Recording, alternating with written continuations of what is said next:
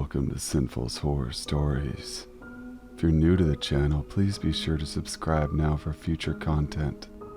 If you would like to have your story featured on an upcoming video, email my email in the description box below.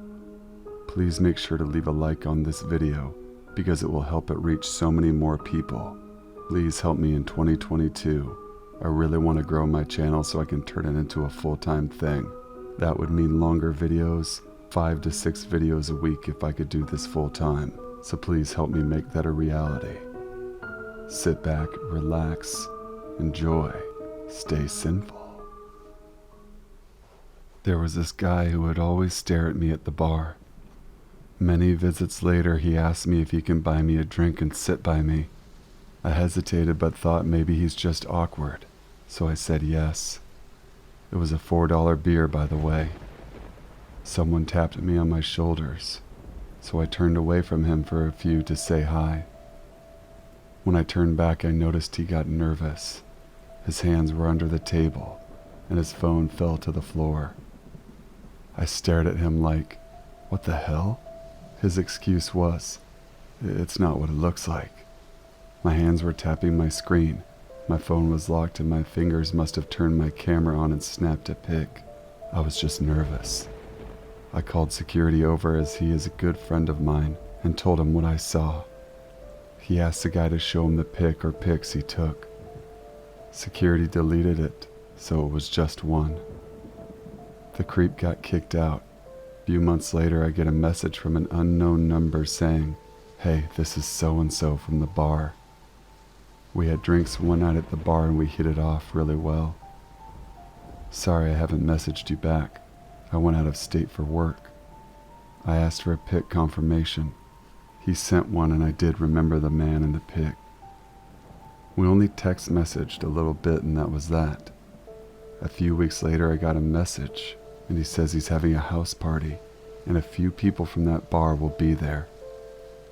He named off names and I knew all of them, so I said sure. He didn't send me his address, but he said I can meet him at a store parking lot nearby and could follow him there. When I showed up, he got out of his car and knocked on my passenger side window. I lowered it, but he was pulling the handle, so I let him in without thinking about it. When he sat down, it took my mind a few seconds to register that face. It wasn't the man in the pic. It was the creepy guy from the bar. Jaw dropped and in shock again. I snapped out of it, yelled for him to get the F out of my car. He begged to give him a chance to explain and calm down.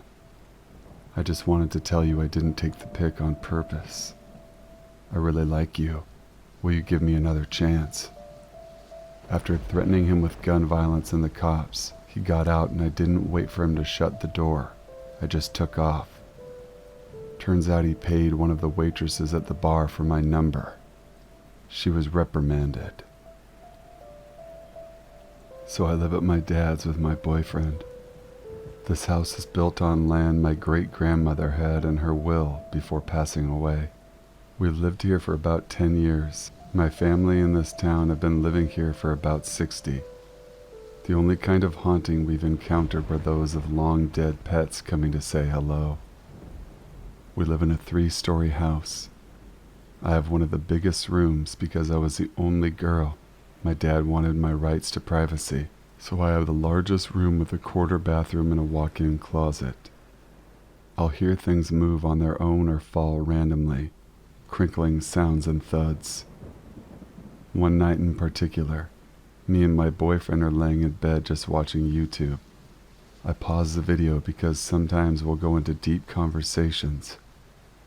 We were in the middle of one and turned off my TV, so I had no distractions. We're getting ready for bed and just about to turn off a lamp. We hear something strange. A little girl giggling, and we have thin walls. We don't know any little girls, or that laugh, and it was behind our bed, which is against the wall on the other side.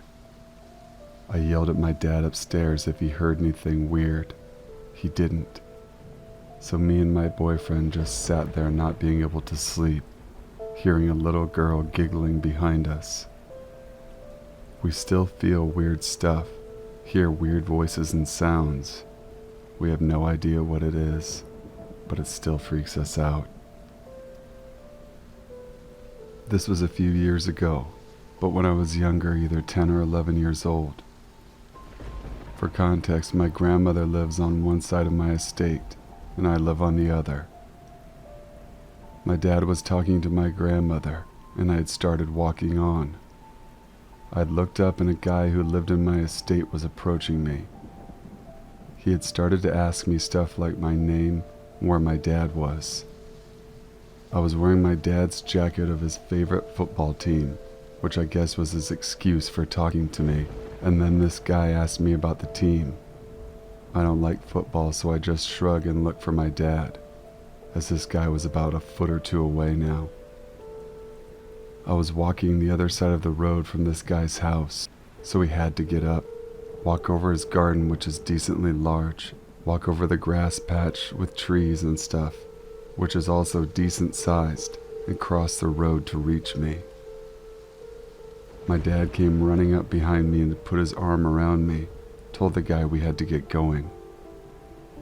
I didn't find out until a few weeks ago that the guy is a registered level 3 sex offender.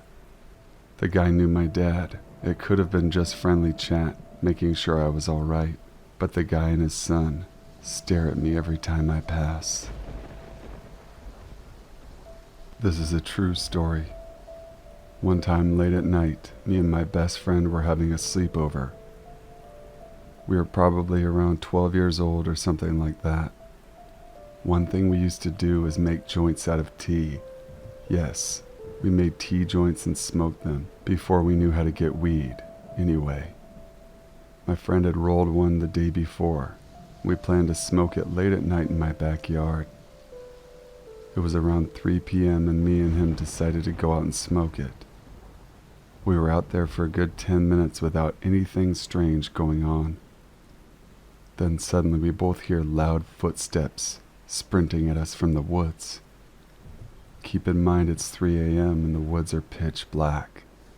The only light we had was what we had from our backyard, which was not very powerful to begin with, but it was just enough to see. We both heard footsteps and we both made a dash to the door to my house.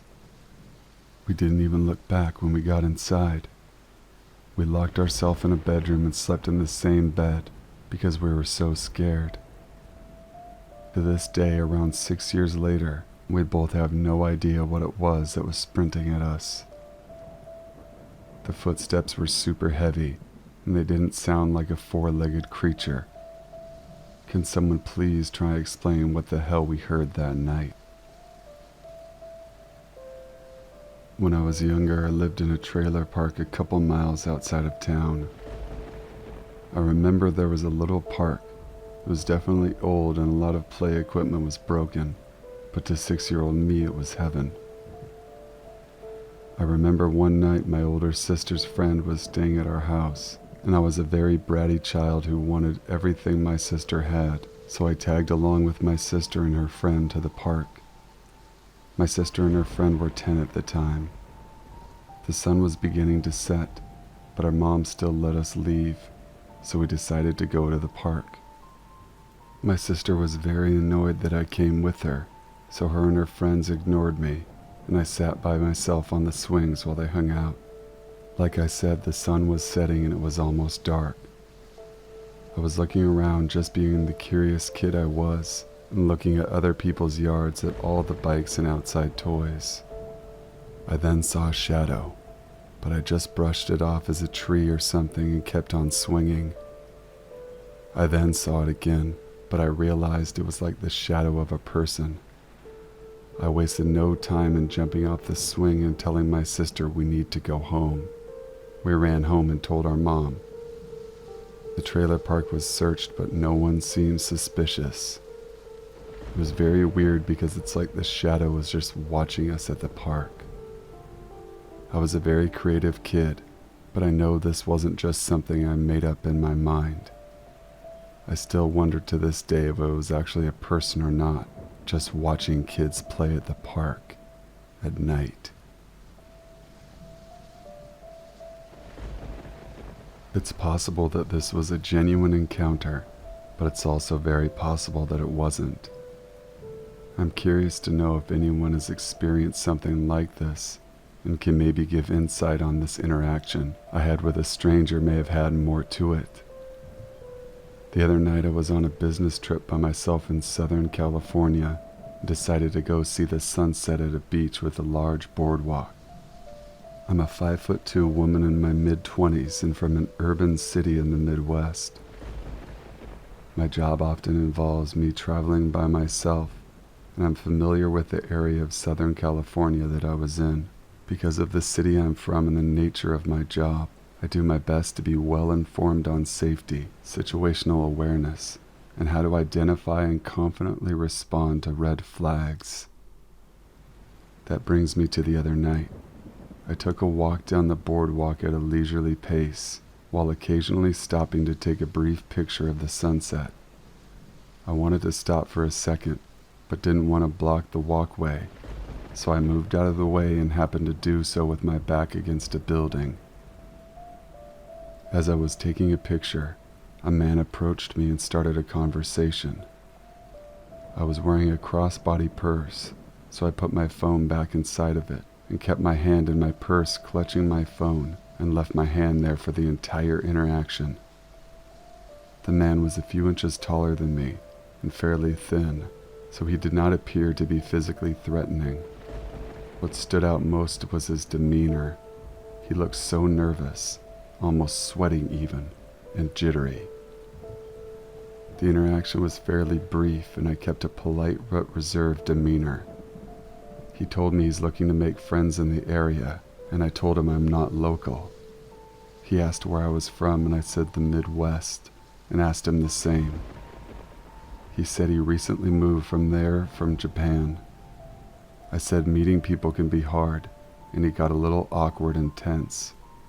I made a point to look behind me a few times to see if there was anything suspicious like another person coming up from behind, but no one stood out.